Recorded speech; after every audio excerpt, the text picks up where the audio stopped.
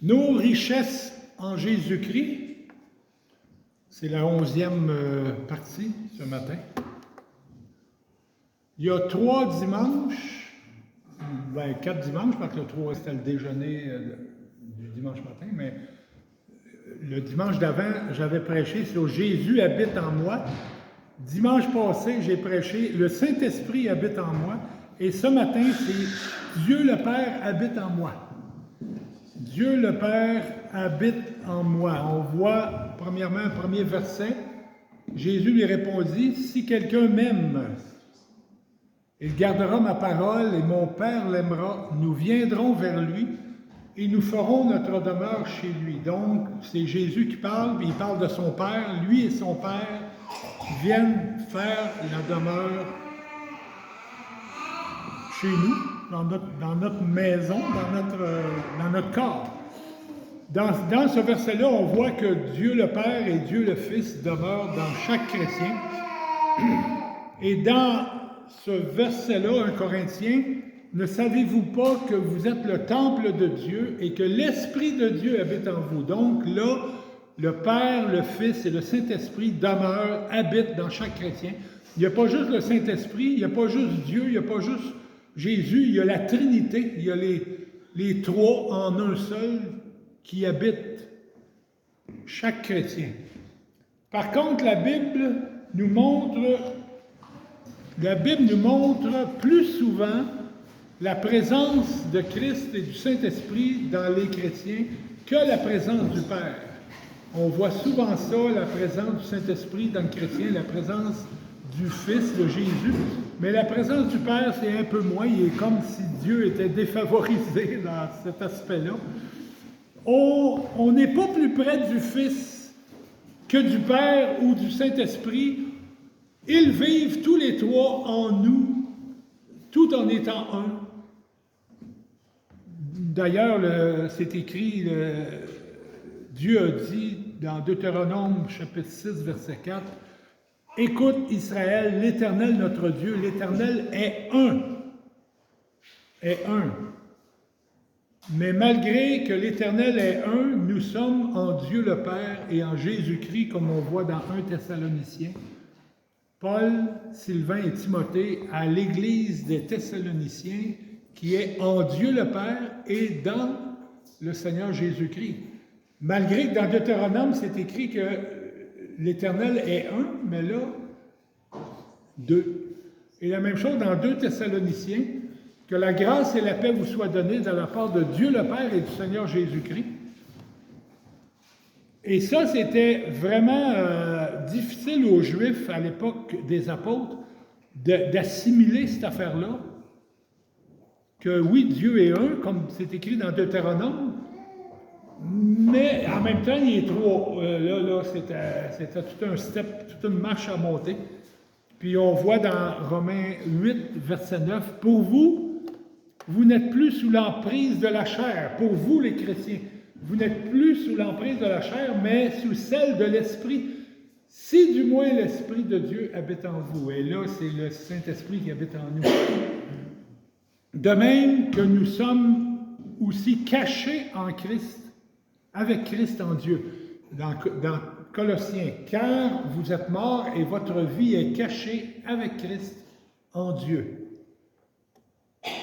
Par ces versets, on peut dire que le Père, le Fils et le Saint-Esprit sont un seul Dieu, et en même temps, ils sont trois. Je ne suis pas capable de vous expliquer le rouage de tout ça, le mécanisme de tout ça. C'est comme ça. Si on peut avoir le privilège, si on peut avoir le privilège que le Père et le Fils et le Saint-Esprit vivent en nous, bien, c'est qu'on est enfant de Dieu. C'est ça le privilège d'être enfant de Dieu, c'est qu'il vit en nous. Et le passage de Romains 8, versets 9 à 14, nous explique que le fait d'être chrétien, le Saint-Esprit nous pousse. Le Saint-Esprit nous pousse à ne plus vivre selon les désirs de notre chair, mais de suivre les directives de l'Esprit de Dieu. On va regarder les versets à l'écran, mais vous pouvez le suivre dans votre Bible aussi. Romains 8, versets 9 à 14. Pour vous, et vous les chrétiens de Rome, dit l'apôtre Paul, pour vous, vous n'êtes plus sous l'emprise de la chair.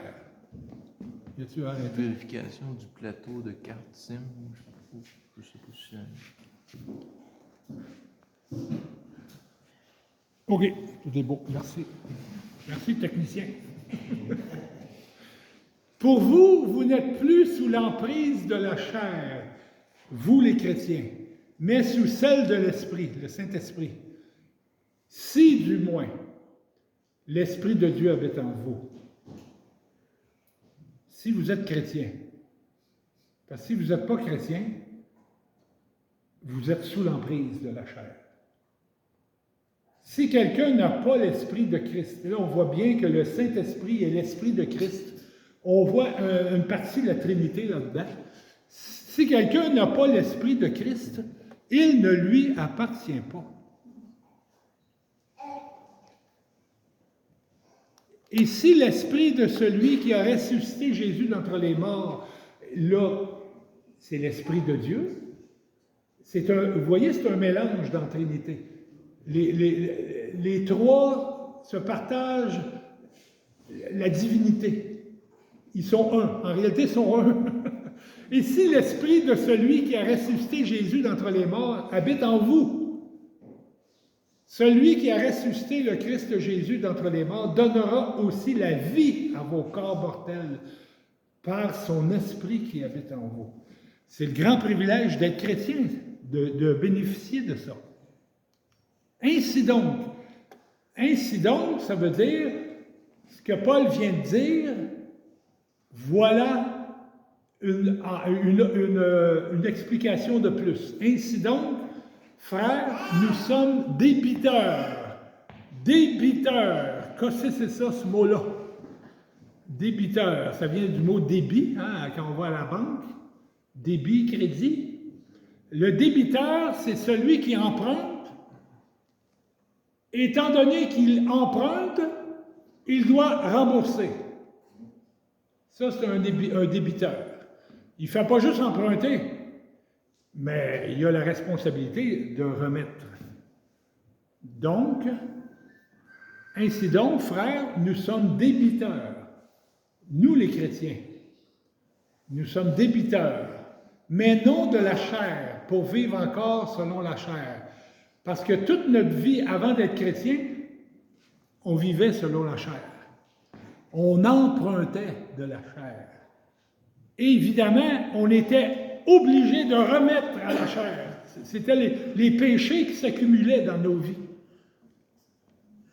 Ainsi donc, mes frères, nous sommes débiteurs, mais non de la chair, pour vivre encore selon la chair. Si vous vivez selon la chair, vous allez mourir. L'apôtre Paul ne parle pas de la mort physique. C'est la mort spirituelle. C'est la mort éternelle.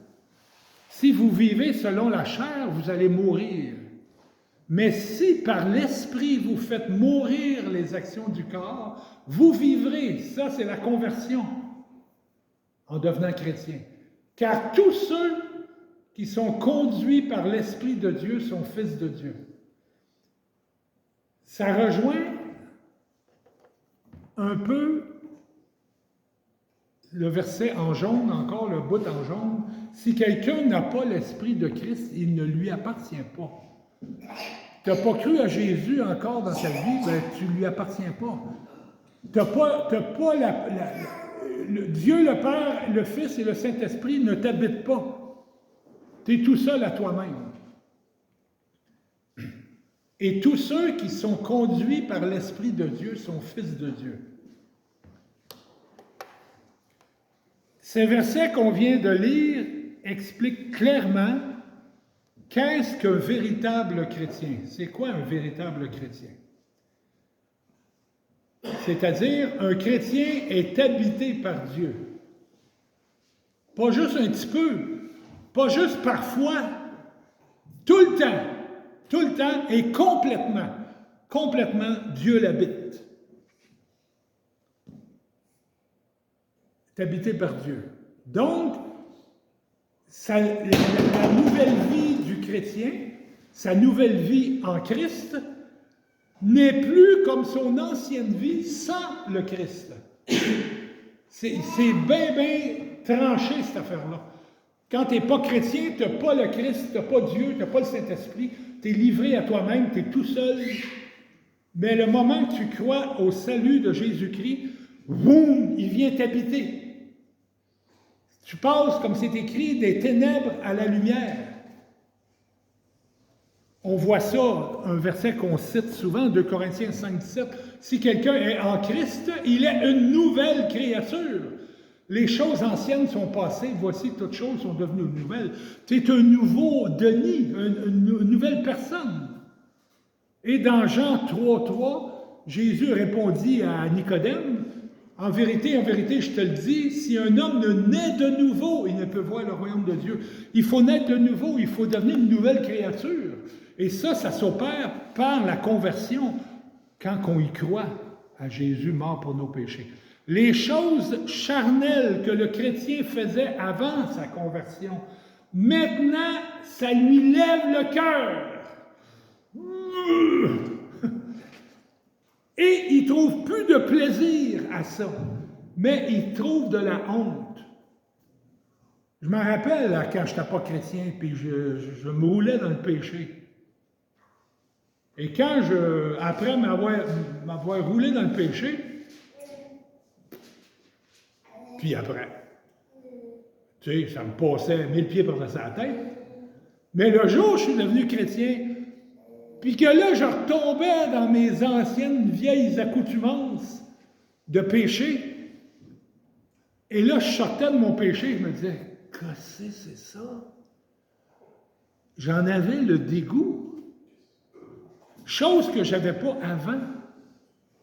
Oui, un chrétien peut retomber occasionnellement dans ses vieux péchés, mais ça le tiraille en dedans. Parce que Dieu qui vit en lui n'est pas d'accord avec ce qui vient de se passer. Tu n'es plus tout seul à gérer l'affaire. Je vous donne un exemple. Je te donne un livre à Québec, jusqu'à Québec, Sept-Îles, Québec. On est dans le même char, moi et toi. On roule ensemble. Dans le même char, moi et toi, on fait un dans le char. On se déplace ensemble. Mais à un moment donné, je décide, je roule à 150 km/h. Puis je dépasse dans les lignes doubles. Oh! Comment tu vas filer? Denis! Hey! Me semble... Attends, non, relax, regarde, c'est pas grave. Je pense que tu vas me dire, arrête. Mais si tu n'es pas dans le char avec moi, je vais pas t'entendre me dire ces affaires-là. Pourquoi? Parce que tu n'es pas dans le char. Simplement, c'est pas besoin d'être Einstein pour comprendre ça. Mais c'est la même chose spirituellement. Si tu es chrétien, tu vas entendre les réprimandes de Dieu qui vit avec toi dans ton corps et qui n'est pas content que tu diriges ta vie de cette façon-là. Parce qu'il est à bord, lui-ci, puis ça le dérange. C'est le Dieu Tout-Puissant, le Dieu Saint, 3 fois Saint. Si tu es chrétien. Mais si tu n'es pas chrétien, tu n'entendras pas les réprimandes de Dieu par rapport à ta vie parce que, tout simplement, il n'est pas là. En tant qu'enfant de Dieu, on a la responsabilité de suivre les directives que notre Père, rempli d'amour, nous donne par son esprit. Mais pourquoi qu'on a la responsabilité de suivre les directives? Bien, tout simplement parce que nous sommes débiteurs. Nous sommes débiteurs. C'est-à-dire, celui qui emprunte a la responsabilité de remettre. Et puis là, quand je dis débiteur, je ne parle pas du salut par grâce. Je ne parle pas de ça. Le salut par grâce, Éphésiens 2, 8 et 9. C'est par la grâce, en effet, que vous êtes sauvés. Une grâce, c'est un cadeau qu'on reçoit qu'on ne mérite pas. On n'a pas d'affaire à recevoir ce cadeau-là parce qu'on n'est pas digne de recevoir aucun cadeau. Mais c'est par grâce, en effet, que vous êtes sauvés, par le moyen de la foi. Et cela ne vient pas de vous, c'est le don de Dieu. Le don, c'est un cadeau, c'est gratis. Tu n'as rien à me rembourser. Quand je donne un cadeau de fête à ma femme, le 24 juin, c'est sa fête. Bonne fête, mon amour. On n'est pas le 24 juin, mais je te dis bonne fête quand même. À l'avance. Je donne un cadeau, puis pas mal tout le temps, à Brigitte, je vais au végétarien, puis j'achète un bouquet. Là. On est le 24 juin, il y a déjà des bouquets. Puis là, je mets ça sur la table, puis là, elle se lève, puis elle voit le bouquet, elle est bien contente. Mais là, je dis pas, Brigitte, as-tu vu comment ça m'a coûté? Voyons donc, ça serait stupide. Ça serait complètement stupide. Mais c'est ça le salut. Le salut, c'est par grâce, c'est le don de Dieu. Ce n'est point par les œuvres afin que personne ne se glorifie. Pour notre salut, le pardon de nos péchés, la vie éternelle, on n'est pas débiteur pour le salut, on n'est pas débiteur. On n'a rien à rembourser à Dieu. On serait même incapable de lui rembourser quoi que ce soit, tellement que le prix pour nous sauver a été gigantesque.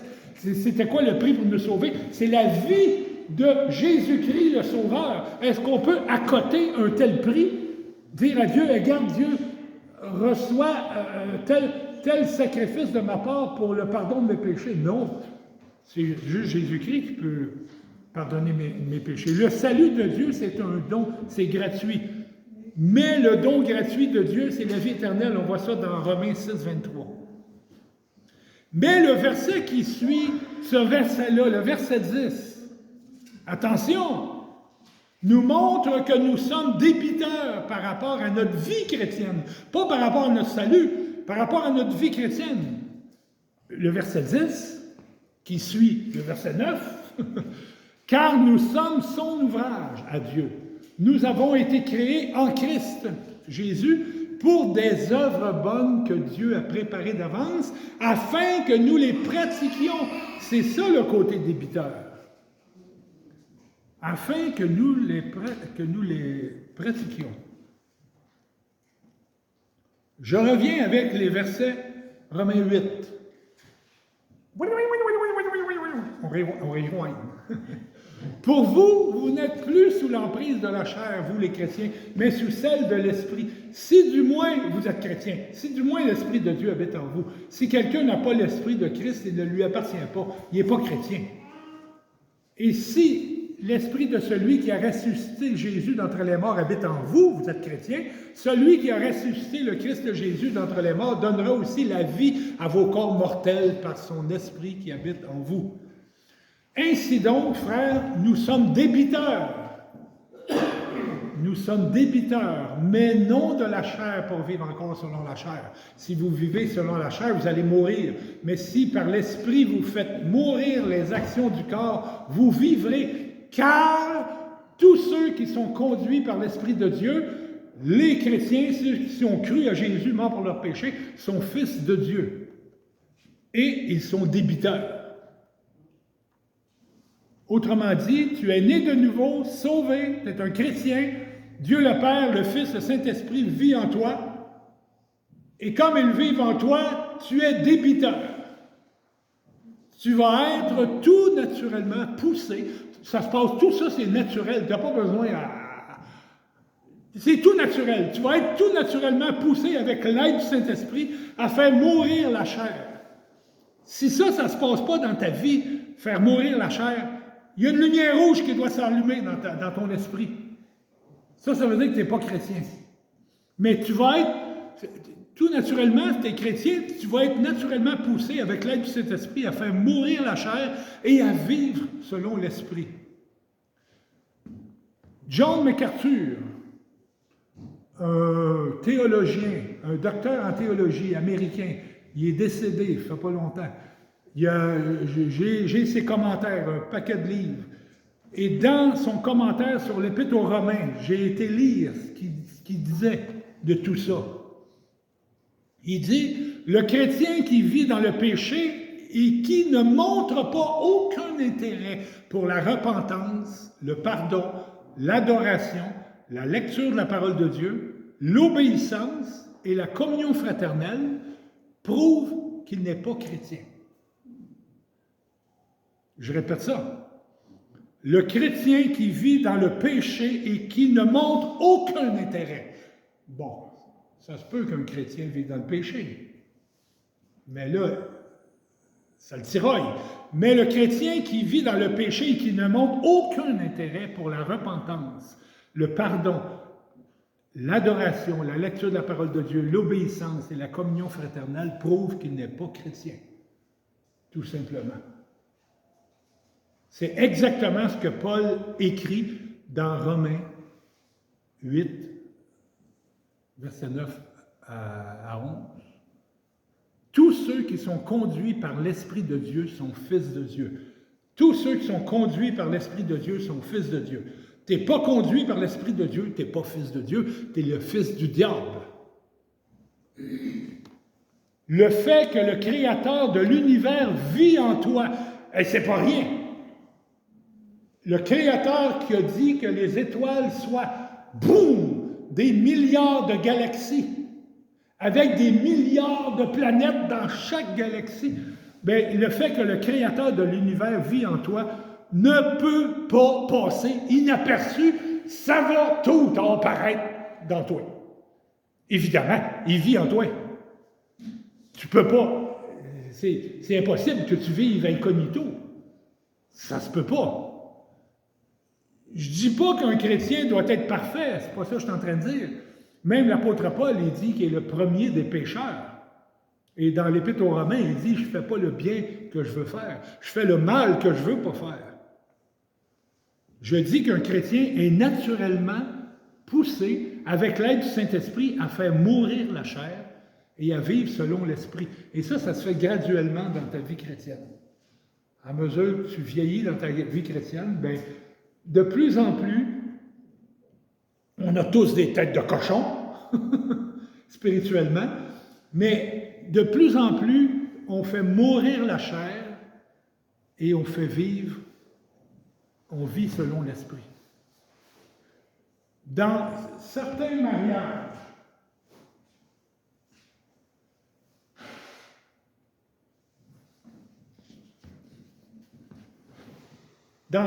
mariages, les maris doivent s'approcher davantage de leur épouse.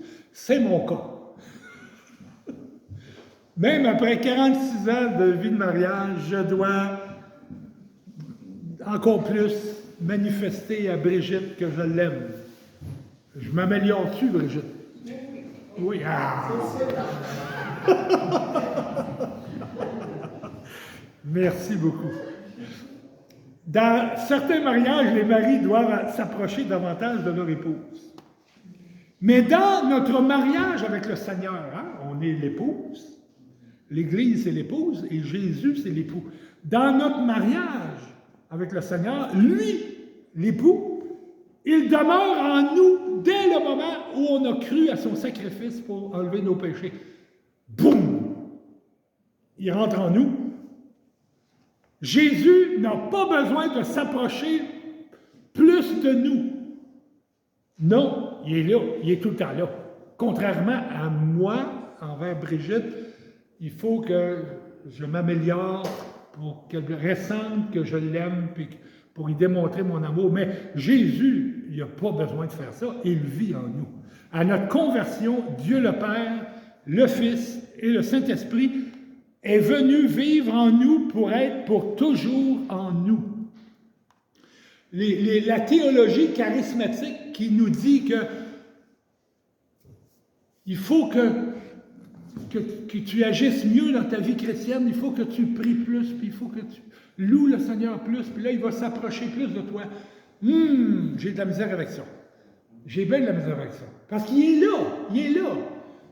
Le problème, c'est pas ça. C'est pas parce qu'il va s'approcher plus de toi. Il est dedans. Il ne peut pas être plus proche.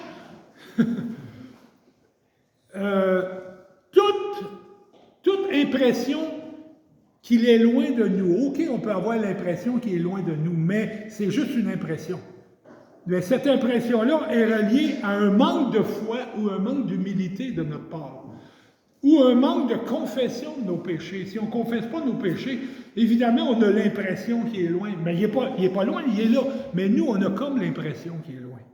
Du point de vue du Père, à cause de notre justification et de notre union avec le Christ, à cause qu'on a cru à Jésus mort pour nos péchés, il n'est jamais loin de nous, il vit toujours en nous, il est toujours là.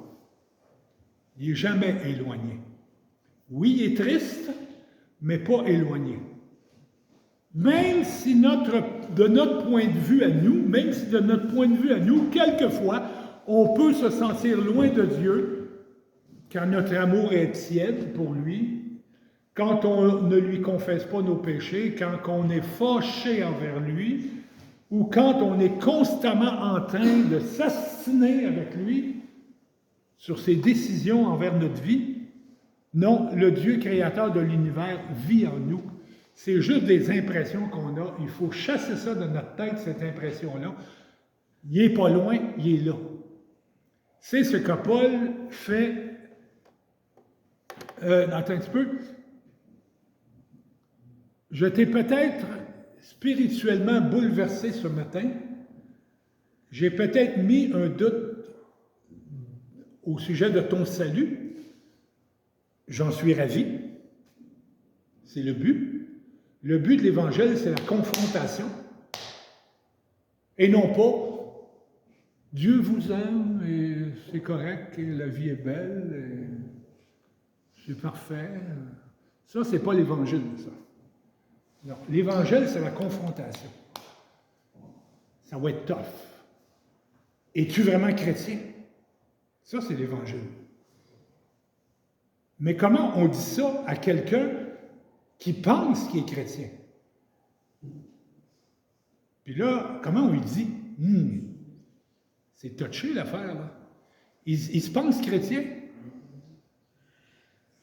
Mais moi, je ne suis pas sûr qu'il est chrétien. Ben, Dieu, je ne sais plus sur quel pied danser. Jésus, il dit, vous les reconnaîtrez à leurs fruits. Ça veut donc dire qu'à quelque part, on s'aperçoit que quelqu'un est chrétien ou pas, est sauvé ou non. Quand je travaillais à l'Ouette sur le chantier, je n'avais pas besoin d'un gros test. Je pouvais tout de suite détecter, lui est chrétien. Ben, il n'y en avait pas de chrétien à l'Ouette. Je pouvais tout de suite détecter, non, il n'est pas chrétien, il n'est pas chrétien, il n'est pas chrétien. Pourquoi?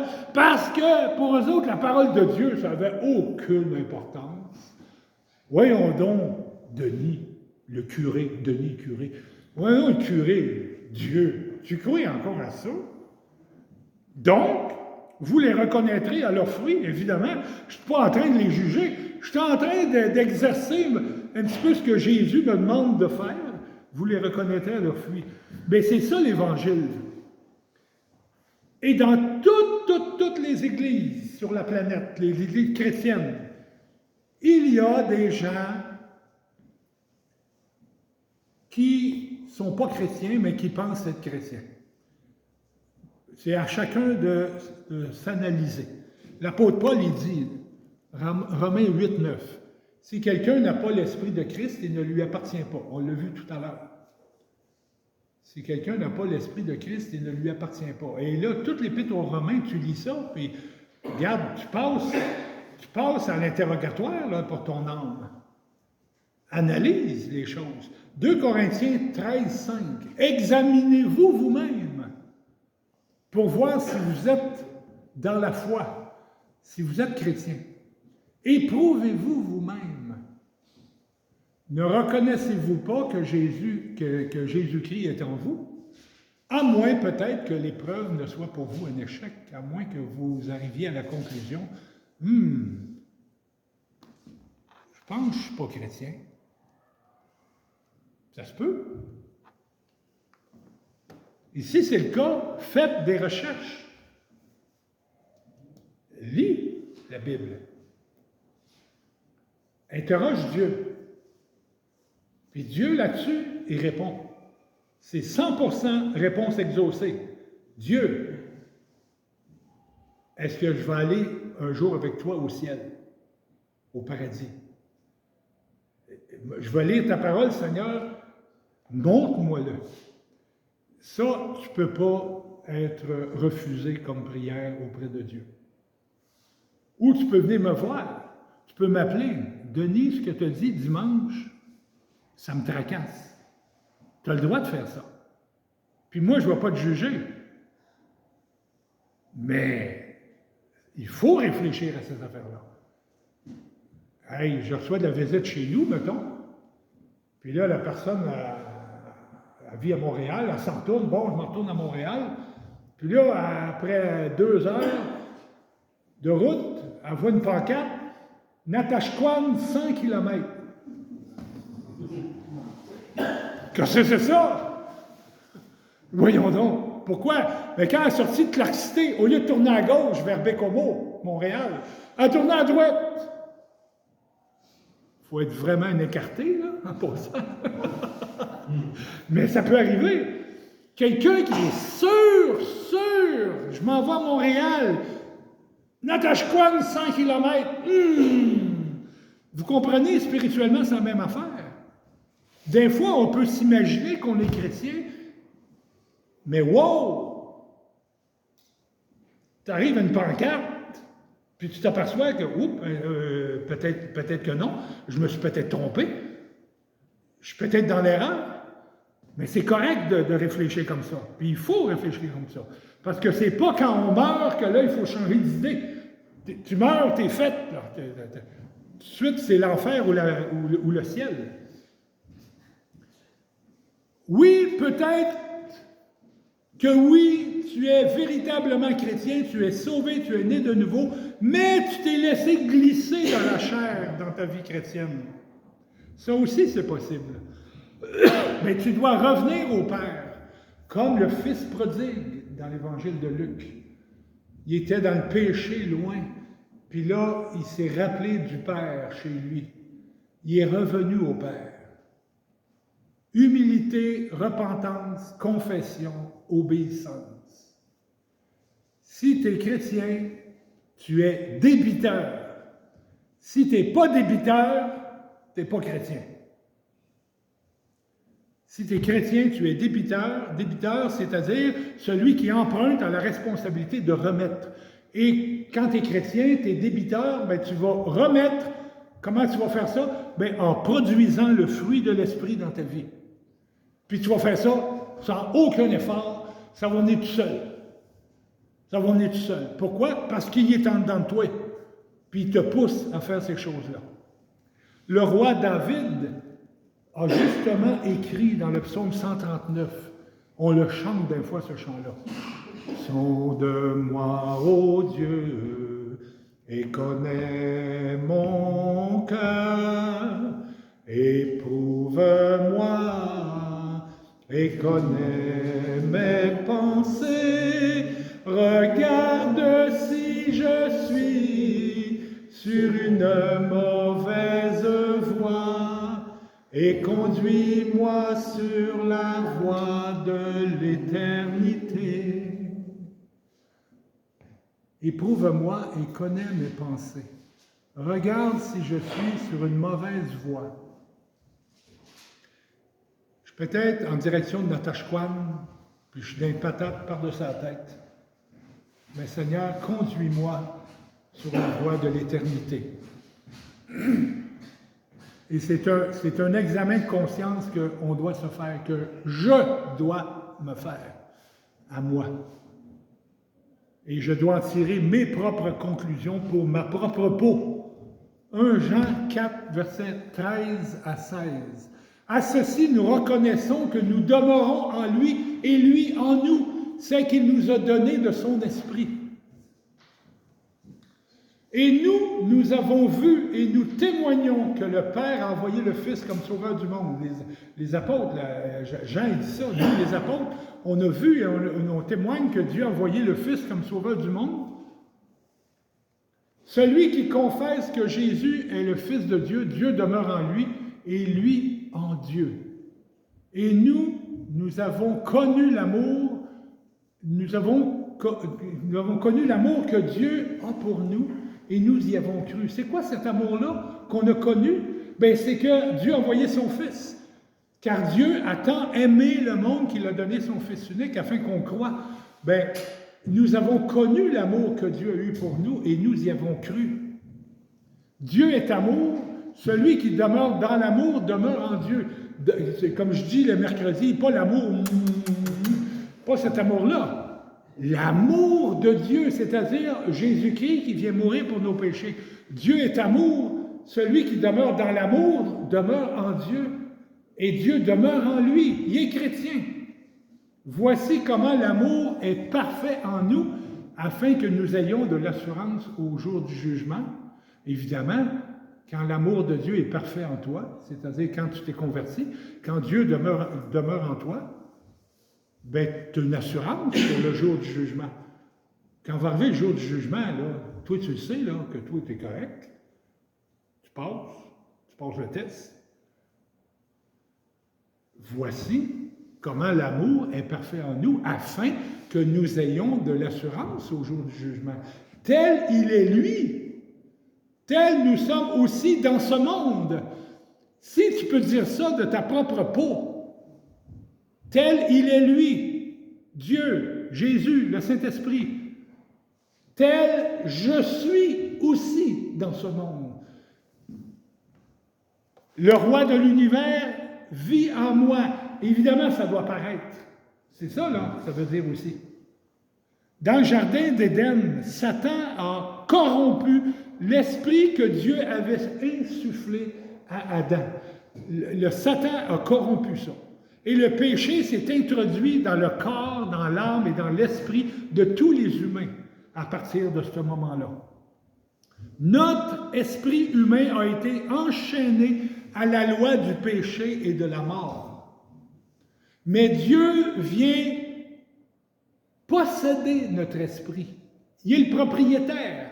Il vient posséder notre esprit. C'est pourquoi il nous accorde beaucoup de grâce dans notre lutte pour nous libérer du pouvoir et du contrôle de Satan. Quand on devient chrétien, on reçoit cette grâce-là qui nous aide à nous enlever les chaînes qui nous retiennent, à nous enlever ça. Romains 8, 2. En effet, la loi de l'esprit de vie en Jésus-Christ m'a libéré de la loi du péché et de la mort. Dieu habite en moi, et Jésus et le Saint-Esprit aussi, ils sont un, en même temps qu'ils sont trois. Je suis débiteur, pas de mon salut, mais de ma vie chrétienne. Je suis débiteur, c'est-à-dire, tu vas remettre à Dieu, je vais remettre à Dieu en produisant le fruit de l'Esprit dans ma vie.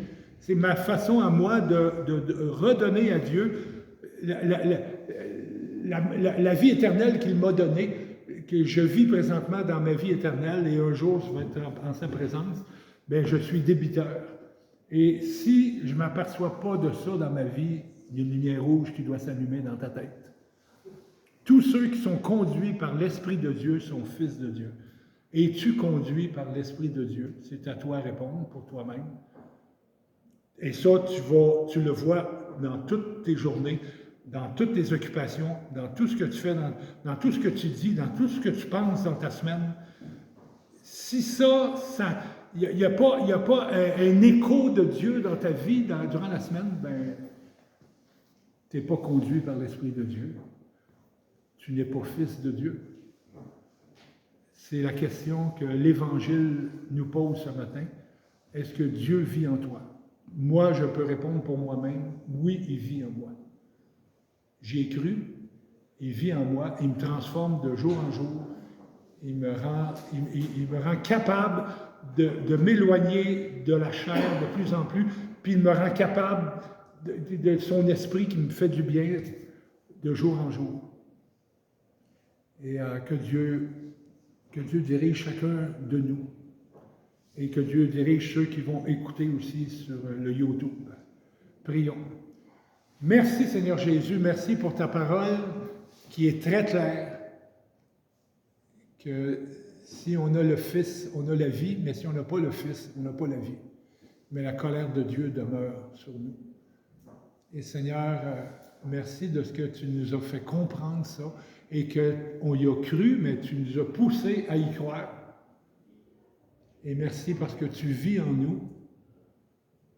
Et Seigneur, on te prie pour ceux qui n'ont pas encore compris ou reçu la vie éternelle. Seigneur, viens au secours des âmes perdues, les gens qu'on connaît, peut-être quelqu'un dans l'Église. Seigneur, viens au secours de ceux qui ne te connaissent pas. Merci parce que tu vis en nous. Merci Seigneur Jésus. Amen.